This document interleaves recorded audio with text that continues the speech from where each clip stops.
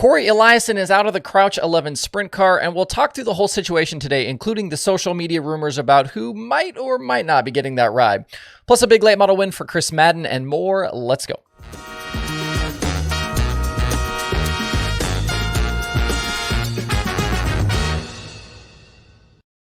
It is Monday, October 30th. I'm Justin Fiedler. This is Dirt Tracker Daily. Today's episode is being brought to you by the subscription service I built for dirt racing stats and analytics called DIRTRACKR Plus. For $4.99 a month or $49.99 a year, you can get access to all of the same numbers and stats I use every day to put these shows together. Grabbing a year subscription gets you 2 months for free. Right now, there are effectively 1,800 races worth of results across 12 series and special events.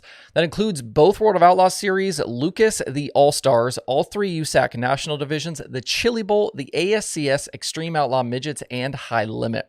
When those pool picks come around in January, I've got every Saturday Chili Bowl main event in the event's history in the database, plus prelim nights back to 2005.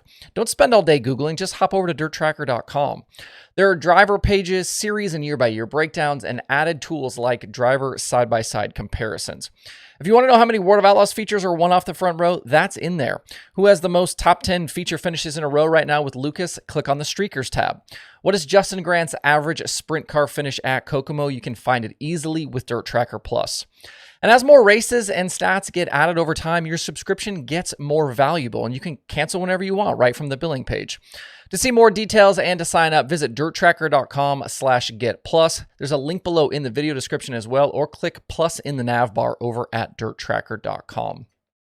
I spent a good portion of the Sunday show, yesterday's show, talking through several recent sprint car driver and team changes from the previous few days. Most of those were regional moves. Not a whole lot had been happening on the national level. And things in sprint car racing, though, continue to be extremely fluid, and that ball kept rolling yesterday with another announcement. Crouch Motorsports, who has fielded cars this season for first Buddy Kofoid, then Cory Eliason, along with Brenham Crouch, announced that they will move on from Eliason for next season. On social media, team owner Leighton Crouch said, quote, "I have made the decision to go a different direction with the number 11 car in 2024. Cory is a great driver and an even better person. I thoroughly enjoyed our time together and appreciate his commitment to CMS throughout the 2023 season. Cory brings immense value to any future team looking for a full-time driver. Future plans will be announced at a later date," unquote. And then in response to the move, Eliason himself said, "I'd like to thank Leighton and the entire Crouch family for the opportunity to drive their CMS Racing 11 car for a big chunk of 2023. I also want to thank Brad, Steven, and Adam for all their hard work at the shop and at the track. I wish the team the very best." If you've been locked into the show recently, this move shouldn't be a big surprise. Back on the October 4th Daily Show, I mentioned that rumors were swirling around this team, and unfortunately, they decided that Eliason wasn't the guy.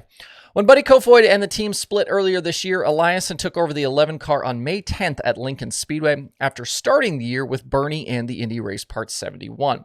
There were some high points along the way, including all-star wins at Weedsport and Dodge County. But there were some low points as well, including some missed features and some finishes down the order. In 54 appearances, Eliason made 49 main events with an average finish of 11.27.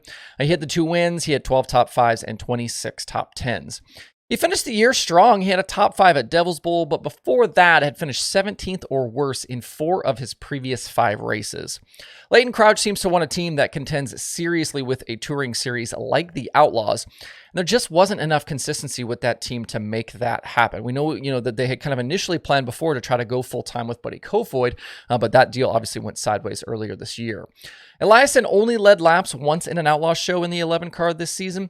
And going forward, I think Eliason will be fine. There will be opportunities out there for a guy like him. He's got both Outlaw and All-Star wins on his resume, and we know in the right situation that he can go fast. As for the CMS 11, I think the internet is a little off on this one with the rumors that were floating around. Yesterday, I saw things like Brenham Crouch just taking over as the 11's driver, but I don't think Crouch needed to clear out Eliason to get Brenham more starts. They ran that second team that Brenham raced in 46 events this season. They won the IRA championship for Brennan. It seems pretty clear that 2 cars isn't a problem and that Brennan will continue on the path that they laid out for him, but that also they're going to want a second car to run a much more national schedule. I've also heard and seen the speculation about Donnie Schatz to the 11. This rumor has been floating around for a lot of the summer. There are rumors that they talked, that contract offers were made. And while anything is possible, I don't think I'd expect this move. I do think Schatz could still be in play for other rides if he decides to leave TSR, but not this one. And I say if because I do still think there is a scenario where Schatz stays driving Tony Stewart's sprint car, even with all of the recent changes in that organization. Crouch will want an established driver, though, and there are some names out full-time with the Outlaws and with big pick-and-choose teams who are in the mix here. I'm sure also that, now that this news is public, there are all sorts of other drivers who'll be clamoring for that spot. As of this moment, it is probably the best 410 sprint car seat in the country that's open. And we know when the Kreitz ride came open, there were 75 inquiries for guys to try to get in that race car. So you might have something similar here.